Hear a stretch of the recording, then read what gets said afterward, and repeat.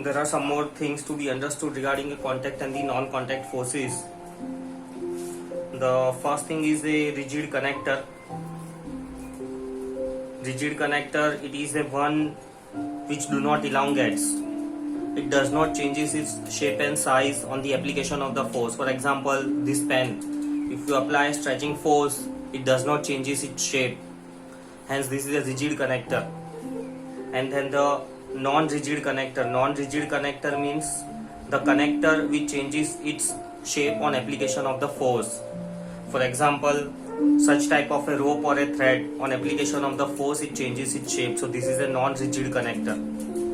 So in order to push a body, we need a rigid connector. If you are pushing something, you need a rigid connector. If it is not rigid, push is not possible. For example, say you try to push the hand with this non-rigid connector.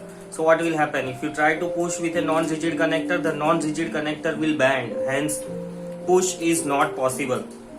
And with a non-rigid connector, you can do pulling work. Let us say this type. It does not get elongated. So let us say you are pulling it. So this is a non-rigid elongator, you pull. So rigid elongator, push can be done with the help of the rigid connector.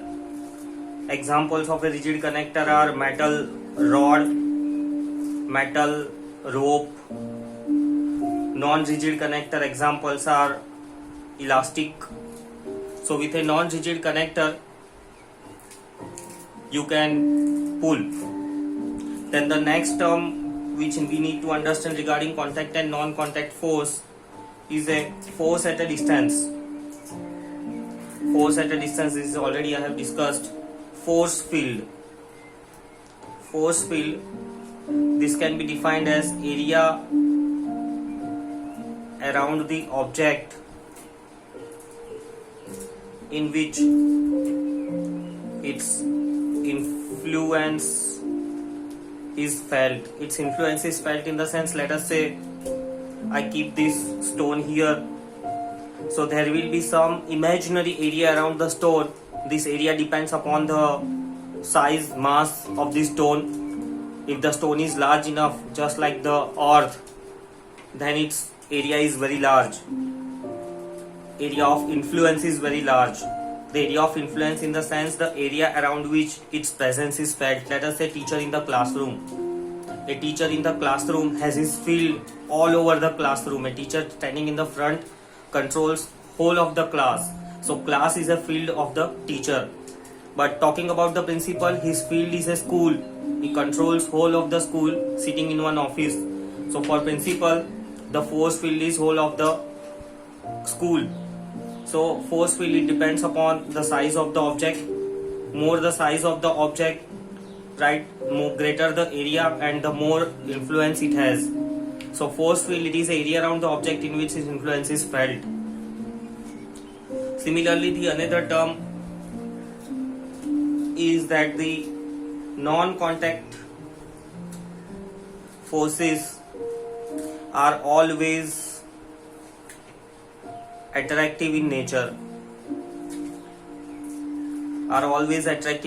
You talk about magnetic force, gravitational force, electrostatic force. These are always attractive in the nature. Next one is we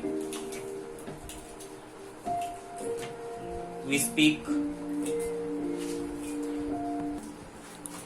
inverse square law. Inverse square law, it states that the force, especially this non-contact forces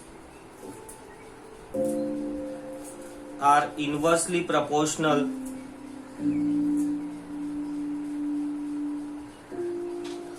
to the square of distance between them. Let us understand these statements. Inverse square law, the force, especially the non-contact force, it may be magnetic force, it may be gravitational, it may be electrostatic force, these are inversely proportional to the square of the distance between them. So let us say these are the two magnets. So if I keep them this close, then what will happen? obviously they gets attracted. So again, the force is inversely proportional to the square of the distance. If you write it in mathematical form, it is this way.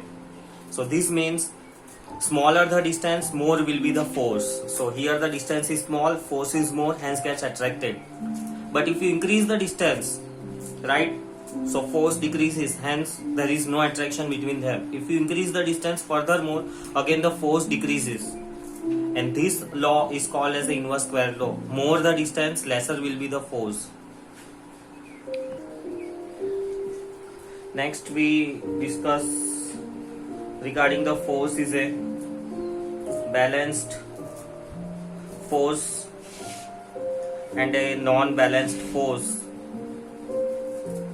Both are contradictory of each other, so we will understand them in the terms of the differences. So balanced force, it is also called as a equilibrium force. That means the number of forces acting on a body results in zero force on the body. Number of forces acting on the body such a way it results in zero force acting on the body. Similarly, for the non-balanced force, we say that number of forces acting on a body such a way that it results in some net force acting on the body. Let us understand these two terms. So I draw one object. Let us say this is a box placed on the surface. If you apply some force of 10 newtons from the one side, what will happen? The body will start moving towards the right hand side. So this is called as a non-balanced force. The body moves. Non-balanced force. But let us say if I apply the equal amount of force F2 equal to 10 newtons from the other side, that means the body is pushed from both the sides. What will happen? The body will not move. Hence, this is a balanced force. The standard example of the balanced and unbalanced force is weight and normal reaction. Please, this is very important concept asked in board exams. Let us say some object is placed on the surface. I keep a stone on this surface. Now why this stone is, considering this stone or this object, we know that the weight of the body mg acts in the downward direction. Since weight acts in the downward direction, this stone should get inside the table, but it is not going. The reason is the surface itself, it gives a normal reaction in the upward direction. This normal reaction represented by N or sometimes by R, it is exactly equal to the weight. So whatever force the stone is applying on the table, the same amount of the force table is applying on the stone in the reverse direction. This is the best example of a balanced force. As a result of this balanced force, stone neither goes inside, neither goes upward. So this is a natural condition which everyone experiences on earth.